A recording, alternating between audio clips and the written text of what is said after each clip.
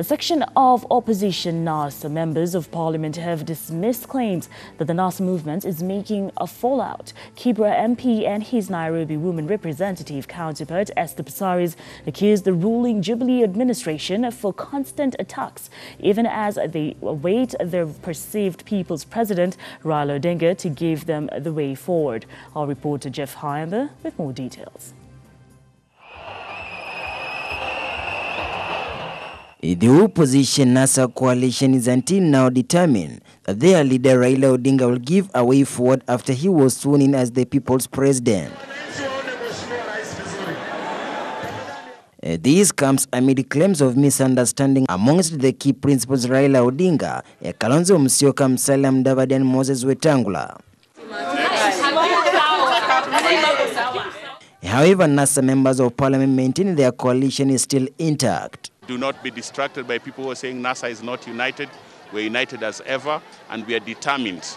The issue in this country and the people who are causing a problem in this country and who are mismanaging this country is the Jubilee government, and we must hold them accountable. Otherwise, the people's president then has to give us direction on how, we serve the people, because the people want to be united as one. This issue of divide and rule has to end.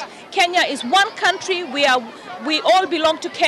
According to Ken Okoth, the KIBRA member of parliament, and Esther Passaris, the Nairobi woman rep, says, as a coalition, they do not recognize Kenyatta's presidency. Then that doesn't mean that when you offend the government or when you do something that is contrary to what government expects, but within the law, you can be easily deported. So the judiciary has to stay strong and do its job without fear or favor. Even if it is staying in government and using power, and we don't consider it illegitimate, it must do the right thing and does not tear the constitution completely.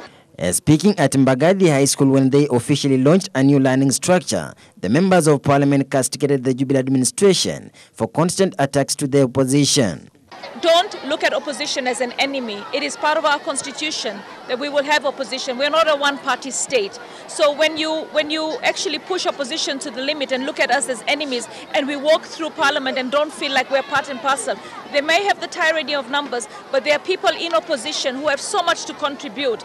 And people like Ambassador Godex and their cronies who think they can direct and run Kenya like a puppet country, we reject it.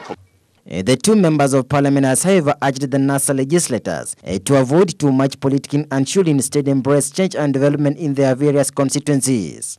And for me, coming here today was basically to see what my brother here, Ken Okoth, has done with the CDF.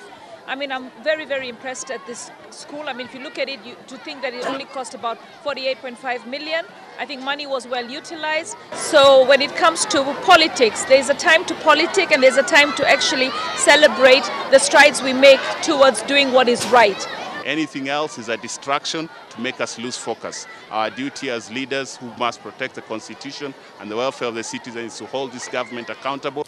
Conspicuously, Kalonzo Musyoka has been giving contradicting reasons with regard to his decision to skip the inauguration, with the Times claiming that he was under house arrest.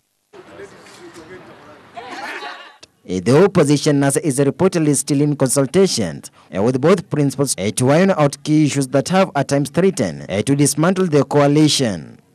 Reporting for EVEV TV, I'm Jeff Khaemba.